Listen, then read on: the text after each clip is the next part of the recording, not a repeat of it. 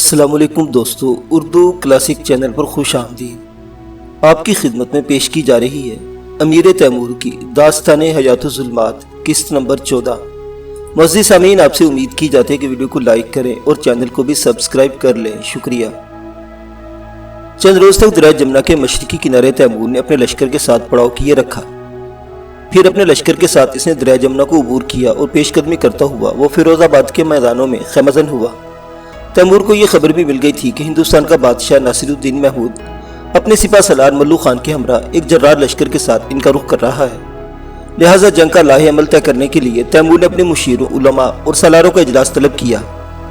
جب یہ سارے لوگ اس کے خیمے میں جمع ہو گئے تب تیمور نے مخاطب کرتے ہوئے کہا، اے میرے عزیزو، میں نے تمہیں اس لیے طلب کیا ہے کہ تمہیں بتاؤں کہ ہند کا بادشاہ ناصر الدین محمود اور اس کا سپہ سالار ملو خان ایک بہت بڑا اور جرار لشکر لے کر ہماری طرف بڑھ رہے ہیں، اور میں تم لوگوں کو یہ بھی بتا دوں کہ اس سرزمین کے اندر اب تک جتنی بھی جنگیں ہم نے کی ہیں، یہ آنے والی جنگ طرفین کے لیے سب سے زیادہ ہولناک جنگ ہوگی۔ لہٰذا میرے عزیزو، کہو اس رونما ہونے والی جنگ میں کامیاب و سرفراز ہونے کے لیے تم لوگ مجھے کیا مشورہ دیتے ہو؟ سب سے پہلے سیف الدین بولا اور کہا، ہمیں اپنے اس پڑاؤ کو ترک نہیں کرنا چاہیے، کیونکہ اپنے اس پڑاؤ کی حفاظت کرتے ہوئے دشمن کو آگے بڑھنے کا موقع دیا جائے اور پھر بھرپور طریقے سے ان پر ضرب لگائی جائے۔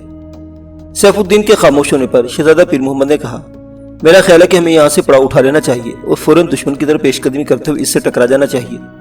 ہمارے یہاں پڑاؤ کیے رہنا، دشمن اسے ہماری کمزوری جانے گا، اس طرح اس کے حوصلے بلند ہوں گے اور وہ جنگ میں فوائد حاصل کرنے میں کامیاب ہو جائے گا۔ محمد سلطان نے پر مشورہ دیتے ہوئے کہا، میں محترم سیف الدین کے مشورے سے اتفاق کرتا ہوں، دشمن کو آگے بڑھنے دیا جائے، اس طرح وہ مرکز سے دور ہوگا، اس کے لیے بھی رسد و کمک کے مسائل کھڑے ہوں گے اور ہم بآسانی اس پر قابو پا لیں گے۔ محمد سلطان کے خاموش ہونے پر نور الدین نے اپنا مشورہ دیتے ہوئے کہا، اے آقا، میں امیر سیف الدین اور محمد سلطان کے مشوروں سے کس حد تک اتفاق کرتا ہوں اور ساتھ ہی ساتھ ان میں کچھ تبدیلیاں بھی چاہتا ہوں۔ ہلکل کی مسکراہٹ میں تیمور نے پوچھا، وہ تبدیلیاں کھل کر کہو جسے تم چاہتے ہو۔ نور الدین نے پھر کہنا شروع کیا، آقا، اول یہ کہ اپنے اس پڑاؤ کے شمال اور مشرقی حصوں میں خندق کھود دی جائے۔ کچھ دوسرے سرداروں نے بیچ میں بولتے ہوئے کہا، خندق کھودنے کا کیا فائدہ اور پھر اس میں بھرنے کے لیے پانی کہاں سے آئے گا؟ اس پر تیمور کے بیٹے شاہ رخ نے اپنی خفگی اور ناراضگی کا اظہار کرتے ہوئے بیچ میں بولنے کی کیا ضرورت ہے، پہلے نور الدین کو اپنی بات مکمل کرنے دی جائے، پھر اس کے مشورے میں اگر کوئی خامی ہو تو اس کی نشاندہی کر دی جائے۔ تیمور نے اپنے بیٹے شاہ رخ کی اس خفگی اور ناراضگی کو پسندیدگی کی نگاہ سے دیکھا اور کہا، شاہ رخ ٹھیک کہتا ہے، پہلے نور الدین کو اپنی بات مکمل کرنے دی جائے، اس کے بعد اعتراضات کھڑے کیے جائیں۔ اے نور الدین، اپنی گفتگو جاری رکھو۔ نور الدین پھر کہہ رہا تھا، اے آقا، میں کہہ رہا تھا کہ اپنے پڑاؤ یہاں رکھا جائے اور پڑاؤ کے شمال اور مشرقی حصوں کی طرف خندق کھود دی جائے، اور چونکہ خندق میں بھرنے کے لیے یہاں پانی میسر نہیں ہے، لہٰذا اس خندق کے اندر ان جانوروں کے سر اور ٹانگیں بھر دی جائیں جو روزانہ لشکر کے لیے ذبح کیے جاتے ہیں۔ میں آپ کو یقین دلاتا ہوں کہ ایسی صورت میں دشمن کے سوار اس خندق کو عبور نہ کر سکیں گے۔ اس طرح اپنے اس پڑاؤ کی 2 سمتوں کو محفوظ کرنے کے بعد باقی 2 سمتوں کی حفاظت کرنا ہمارے لیے آسان اور سہل ہو جائے گا۔ اس کے علاوہ پڑاؤ کی حفاظت پر اپنے لشکر کے کم سے کم حصہ بھی مقرر کر کے ہم اس کی حفاظت کا سامان کر سکیں گے۔ اس موقع پر تیمور کا بیٹا شاہ رخ ان چھوٹے سالاروں کی طرف جواب طلب نگاہوں سے دیکھ رہا تھا جنہوں نے نور الدین کے خندق کھودنے کے مشورے پر اعتراض کیا تھا، لیکن ان سالاروں کی گردنیں اب جھکی ہوئی تھی۔ اپنا سلسلہ کلام جاری رکھتے ہوئے نور الدین پھر کہہ رہا تھا، اے آقا، پڑاؤ کی حفاظت کا یہ سامان کرنے کے بعد لشکر کو 4 حصوں میں تقسیم کیا جائے، ایک حصہ پڑاؤ کی حفاظت پر رکھا جائے اور باقی 3 حصے دشمن کی طرف اس طرح آہستہ آہستہ پیش قدمی کرے کہ دشمن کو اپنے پڑاؤ کے قریب آنے دیں۔ ہمارا ایک حصہ دشمن کے سامنے نمودار ہو، اور جب دشمن دیکھے گا کہ اس کے مقابلے میں اس کے لشکر کی تعداد کہیں کم تعداد کا لشکر آیا ہے تو اس پر حملہ آور ہونے میں دیر اور تاخیر نہ کرے گا، اور دشمن جو ہی سامنے والے حصے پر حملہ آور ہوگا، ہمارے باقی دونوں حصے بیک وقت دشمن پر دائیں اور بائیں سے زوردار حملہ کر دیں گے۔ اس طرح ہم لمحوں کے اندر دشمن کے پاؤں اکھاڑ کر رکھ دیں گے۔ اور اے آقا، اس موقع پر میں یہ بھی کہوں گا کہ دائیں بائیں سے حملہ آور ہونے والے لشکر دشمن کی نگاہ سے اوزر رہ کر پیش قدمی کریں اور اچانک اس پر ٹوٹ پڑیں۔ اس طرح دشمن پر ہم سہ طرفہ حملہ کر کے نہ صرف اس کی توجہ 3 حصوں میں بانٹ کر رکھ دیں گے، بلکہ ہماری طرف پیش قدمی کرنے کے لیے اس نے اپنے لشکر کی ترتیب ہوگی، وہ بھی ترتیب بھی دی ہوگی، وہ ترتیب و تنظیم بھی ہم بگاڑ دیں گے۔ اس طرح دشمن کو ان سہ طرفہ حملوں کا جواب دینے کے لیے اپنے لشکر کے اندر بنیادی تبدیلیاں کرنا ہوگی، اور جب تک وہ تبدیلیاں کرے گا اس وقت تک ہم ان کے پاؤں تلے سے زمین کھینچ کر رکھ دیں گے۔ نور الدین کے خاموش ہونے پر تیمور نے اپنے بیٹے شاہ رخ کو مخاطب کرتے ہوئے پوچھا، اے شاہ رخ، میرے بیٹے، تم بھی بولو، تمہارا کیا مشورہ ہے؟ شاہ رخ نے تیمور کو مخاطب کرتے ہوئے کہا، اے میرے باپ، میں نور الدین کی تجویز سے مکمل اتفاق کرتا ہوں، اس لیے کہ میرے پاس اس سے بہتر کوئی تجویز نہیں ہے۔ تاہم میں اس موقع پر جن حضرات نے خندق کھودے جانے پر اعتراض کیا تھا اس سے سوال ضرور کروں گا کہ جب نور الدین اپنی بات مکمل کر چکا ہے اب ہمیں نور الدین کی پیش کی ہوئی تجویز پر کوئی اعتراض ہو تو ضرور بولیں۔ تیمور نے سب سے مخاطب ہوتے ہوئے پوچھا، کسی کو نور الدین کی اس تجویز پر کوئی اعتراض ہے تو کہے۔ سب لوگ خاموش بیٹھے اور کسی نے بھی کچھ نہ کہا۔ اس پر تیمور نے پوری اطمینان آواز میں کہا، اگر ایسا ہے تو پھر سنو، نور الدین کی اس تجویز سے میں مکمل طور پر اتفاق کرتا ہوں۔ خندق کھودنے کا کام آج ہی شروع کر دیا جائے گا اور اس میں لشکر کے لیے ذبح ہونے والے جانوروں کے سر اور پاؤں بھر دیے جائیں گے۔ معزز سامعین حضرات، تاریخ فرشتہ کا مؤلف بھی اس خندق اور اس میں جانوروں کے سر اور پاؤں بھرے جانے کا ذکر کرتا ہے۔ تیمور ذرا رکا، کچھ سوچا، پھر سب کو مخاطب کرتے ہوئے وہ دوبارہ کہہ رہا تھا، اور سنو میرے عزیزو، نور الدین کی تجویز کے مطابق لشکر کے 4 حصے کیے جائیں گے۔ ایک حصہ سیف الدین کے پاس رہے گا جس سے وہ اس پڑاؤ کی حفاظت کرے گا، دوسرا حصہ میرے پاس ہوگا اور میں دشمن کے سامنے نمودار ہوں گا، میرے ساتھ پیر محمد بھی ہوگا اور شاہ رخ بھی حسب سابق میرے ہم رکاب ہوگا، تیسرا حصہ نور الدین کے پاس ہوگا اور یہ دشمن پر دائیں طرف سے جان لیوا حملے کرے گا، لشکر کا چوتھا حصہ محمد سلطان کے تحت ہوگا اور یہ دشمن کے بائیں پہلو پر حملہ ور ہوگا، اور جب دشمن ہم سے شکست کھا کر بھاگے گا تو اس کا دہلی شہر تک پرجوش اور غضبناک تعاقب کیا جائے گا۔ اور اے میرے عزیزو، کوشش کرنا کہ ہندوستان کے بادشاہ ناصر الدین محمود اور اس کے سردار ملو خان کو زندہ گرفتار کر دیا جائے۔ مجھے یہ اطلاع بھی ملی ہے کہ ناصر الدین کے لشکر میں ہاتھی بھی ہوں گے اور اس کے علاج کے لیے میں اپنے تیر اندازوں کو استعمال کروں گا۔ ذرا رک کر تیمور پھر کہہ رہا تھا، اور سنو میرے عزیزو، اس سرزمین کے اندر ناصر الدین محمود اور اس کے سالار ملو خان کے ساتھ ہماری جنگ فیصلہ کن جنگ ہوگی، اس لیے کہ اگر ہم ان دونوں کو زیر کرنے میں کامیاب ہو گئے تو پھر ہندوستان کے اندر کوئی ایسی بڑی قوت باقی نہ رہے گی جس کی طرف سے میں خطرہ اور خدشہ لاحق ہو۔ اس کے ساتھ ہی تیمور اٹھ کھڑا ہوا، پھر کہا، آؤ اب نور الدین کی تجویز کے مطابق اپنے پڑاؤ کی حفاظت کے لیے خندق کھدوانے کا انتظام کریں۔ پھر سب لوگ اٹھ کھڑے ہوئے اور تیمور کے ساتھ اس کی خیمے سے نکل گئے تھے۔ وقتی طور پر تیمور کچھ پریشان سا ہوا، لیکن یہ پریشانی عارضی تھی، اس لیے کہ تھوڑی ہی دیر بعد دائیں طرف سے محمد سلطان اپنے لشکر کے ساتھ نمودار ہوا۔ اس طرح آگے بڑھتے ہوئے ہاتھیوں کو روک دیا گیا۔ اس نئی صورتحال سے ناصر الدین محمود اور ملو خان بھی کچھ پریشان ہوئے تھے، تاہم انہوں نے فوراً اپنی ترتیب درست کر لی اور ملو خان کے آگے بڑھ کر محمد سلطان کے اس حملے کو روک دیا تھا۔ لیکن بہت جلد ناصر الدین محمود اور ملو خان کی پریشانیوں میں اور زیادہ اضافہ اس وقت ہوا جب بائیں طرف سے اچانک نور الدین زندگی کے خاموش لمحوں کی طرح اچانک نمودار ہوا۔ نور الدین حملہ ہوتے ناصر الدین محمود اور ملو خان کی روحوں کو خود لزدی کے جسم کی ایزادی اور اس کے شور کی شیش محل کی کرچیوں میں تبدیل کر کے رکھ دیا۔ حملہ ہوتے نور الدین کی طرف تیمور غور و انہماک سے دیکھ رہا تھا۔ اس نے دیکھا حملہ ہوتے ہوئے نور الدین نے اپنے لشکر کو 2 حصوں میں تقسیم کیا تھا۔ ایک حصہ اس نے آکبوگا کی سرکردگی میں دیا تھا جس کے ساتھ وہ دشمن کے پہلو پر بھرپور حملہ ور ہوا تھا، جبکہ نور الدین باقی آدھے لشکر کے ساتھ ناصر الدین محمود کے ہاتھوں پر ٹوٹ پڑا اور اپنے نیزوں اور تلواروں سے اس نے ہاتھوں کی سونڈوں کو چھلنی کرنا شروع کر دیا تھا۔ اسی وقت تیمور نے اپنے لشکر کو بھی عام حملے کا حکم دے دیا اور اس اپنے لشکروں کی یہ ہدایت کر دی تھی کہ جس طرح نور الدین ہندوستان کے ہاتھوں پر حملہ ور ہوا ہے ایسے ہی تم ان پر ٹوٹ پڑو۔ نور الدین نے جب دیکھا کہ تیمور کا سارا لشکر اب اپنے نیزوں اور تلواروں سے ہاتھوں پر ٹوٹ پڑا ہے تو اس نے لڑتے لڑتے اپنا رخ بدل لیا اور اسے اپنی ساری ضربیں دشمن کے پہلو پر لگانی شروع کر دی۔ اب جنگ اپنے عروج پر آ گئی تھی۔ بڑے بڑے سورما یوں کٹ کر گرنے لگے تھے جیسے دیودار کے جنگل میں طوفانوں کے باعث درخت گرتے ہیں۔ خون کی صورت میں مٹی کو اس کا رس اور ست ملنے لگا تھا۔ سوار بگولوں کی طرح ادھر ادھر اٹھتے پھر رہے تھے۔ پس پیش کی ہولناکی اور زیست کی ویرانیاں دل کے گداز اور محبتوں کی تمازت پر غالب آنے لگی تھی۔ انسانیت بڑی تیزی سے آدمیت کی طرف بھاگ رہی تھی۔ وقت کے بدلحاظ عناصر اپنی خونی رسومات کی ادائیگی میں مصروف ہو گئے تھے۔ انسانی حیات کا محور تاریک ہو کر مادہ پرستانہ تمناؤں کے ہی جان کا شکار ہو گیا تھا۔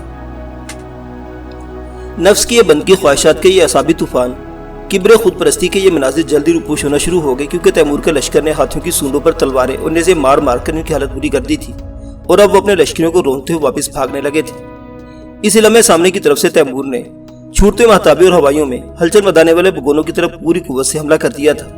دائیں طرف سے محمد سلطان عجیب جادو، سحر اور جراحتوں کے طوفان کی طرح دشمن پر ٹوٹا تھا، اور بائیں جانب سے نور الدین جنگل کی وحشت ناک آگ اور صحرائے بسیط کی طرح دشمن کو اپنی لپیٹ میں لیتا ہوا ان کے اندر تک گھستا چلا گیا تھا۔ اب تین اطراف سے ناصر الدین اور ملو خان کا لشکر بری طرح پسنے لگا تھا۔ دستے کوزہ گر کی سی تیزی کے ساتھ زمین سرخ ہونے لگی تھی اور مرنے والوں کی تعداد بڑھنے لگی تھی۔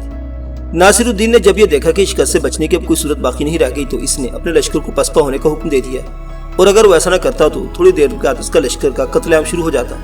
ناصر الدین کا خیال تھا کہ میدان جنگ سے بھاگ نکلنے کے بعد وہ دہلی میں محصور ہو جائے گا اور باعزت شرائط پر تیمور کے ساتھ صلح کرنے کی کوشش کرے گا، اور اگر ایسا نہ ہو سکا تو وہ اپنی قوت میں اضافہ کرتا ہوا دہلی میں محصور پڑا رہے گا۔ لیکن اس کی ساری سوچیں بیکار اور تمام تدبیریں ناکارہ ثابت ہوئیں۔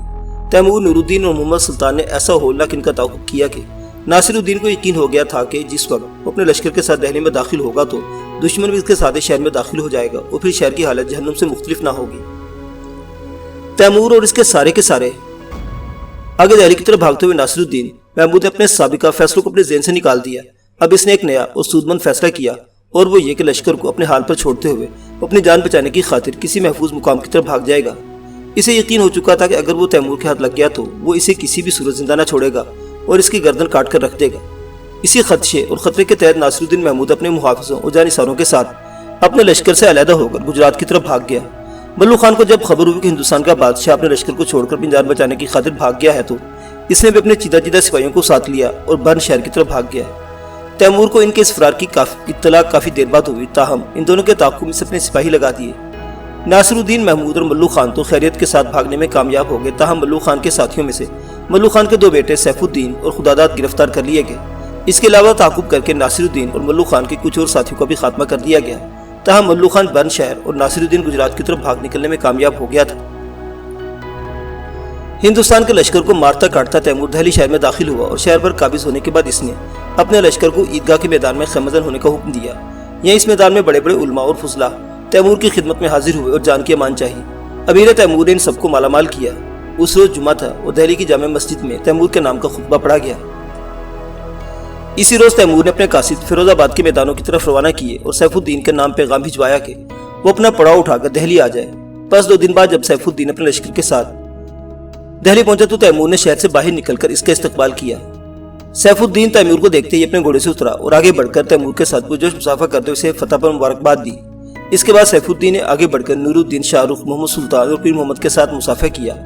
پھر کسی قدر بوجھل بھاری آواز میں سیف الدین نے سب کو مخاطب کرتے ہوئے کہا، اس مبارکباد اور خوشی کے موقع پر میرے پاس ایک مغموم اور دکھی کر دینے والی خبر بھی ہے۔ تیمور نے پریشان سی نگاہوں سے سیف الدین کی طرف دیکھا اور کہا، اے سیف الدین کھل کر کہو، تم کیا کہنا چاہتے ہو؟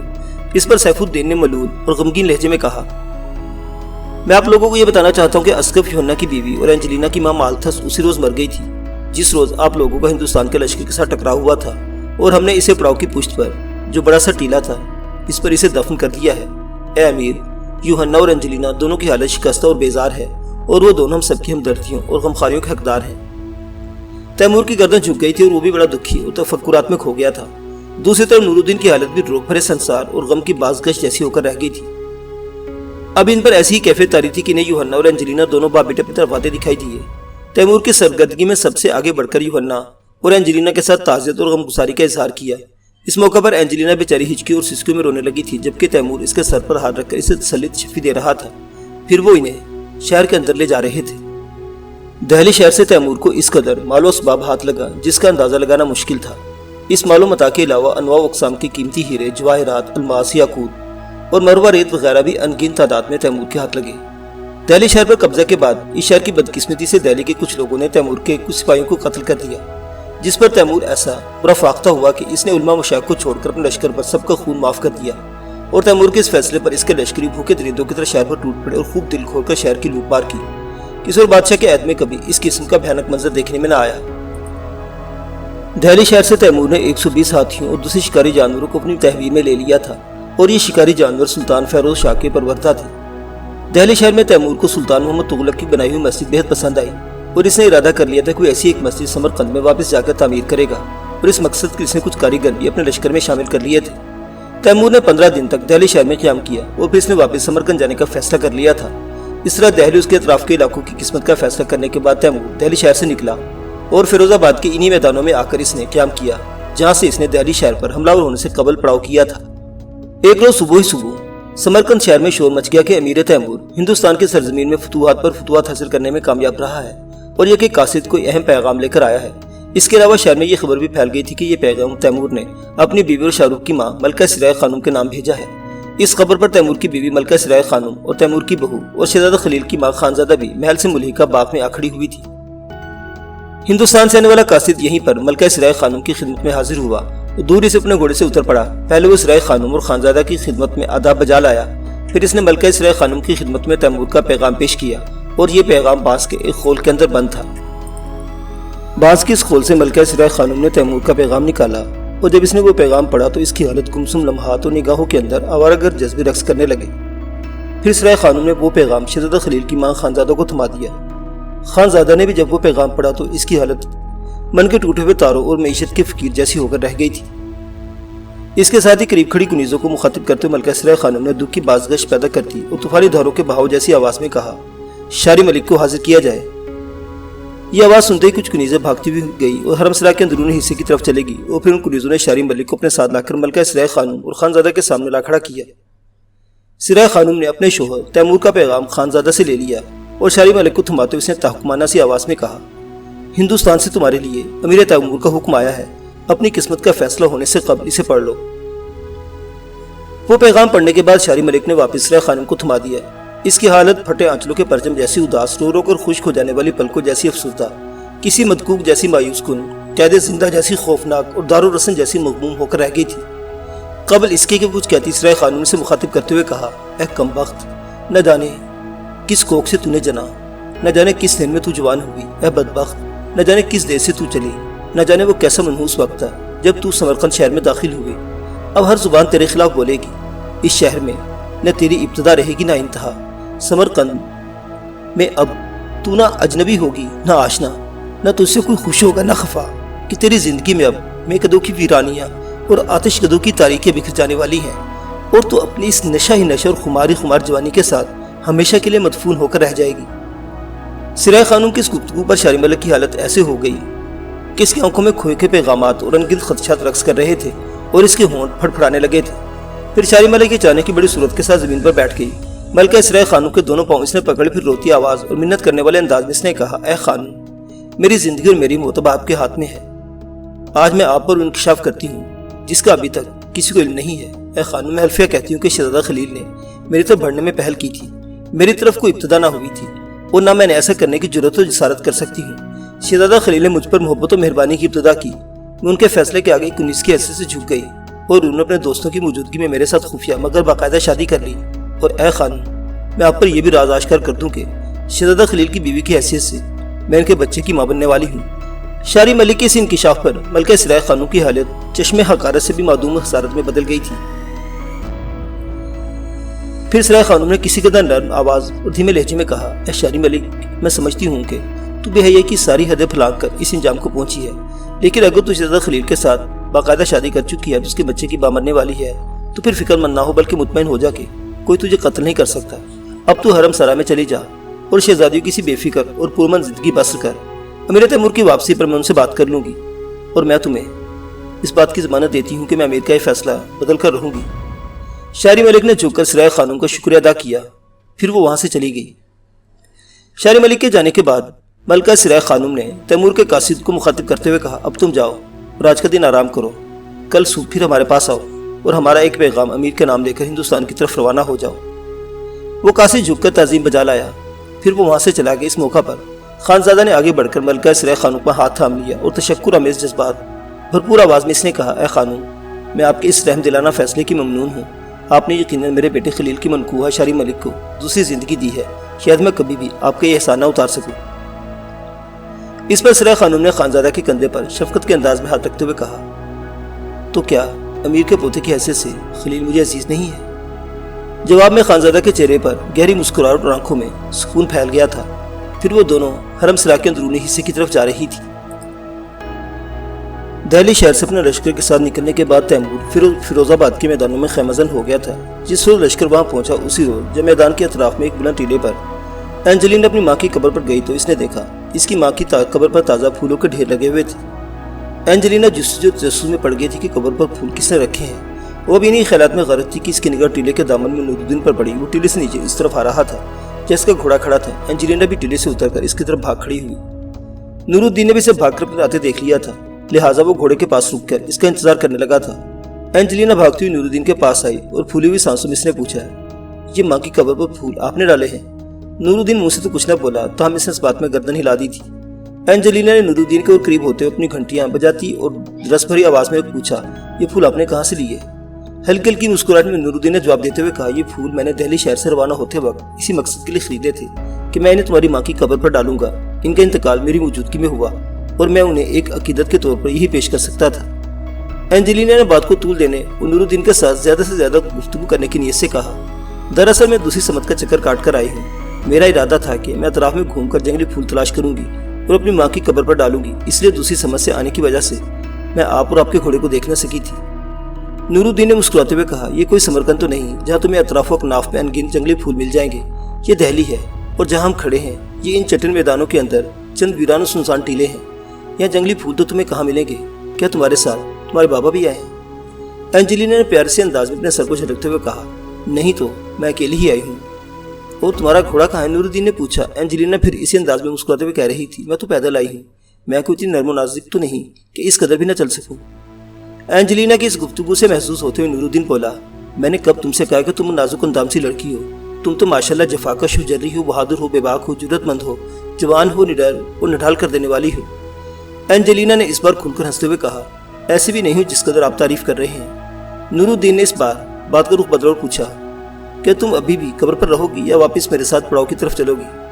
एंजेलिना ने गौर और पुरशोक निगाहों से नूरुद्दीन की तरफ देखा, फिर इसने किसी कदर धीमी आवाज में कहा, अगर आप मेरे साथ चलने पर अपनी तौहीन महसूस न करें तो मैं जरूर आपके साथ पड़ाव की तरफ चलूंगी। नूरुद्दीन ने अपने घोड़े की बाग संभालते हुए कहा, मैं तुम्हारे साथ चलते हुए अपनी तौहीन क्यों महसूस करूंगा? फिर वो दोनों पैदल ही पड़ाव की तरफ जा रहे थे। मुअज़्ज़िज़ सामीन हज़रात, ये दास्तान अभी जारी है। बकिया वाक़ियात अगली किस्त में देखते रहिए उर्दू क्लासिक। अल्लाह हाफिज़।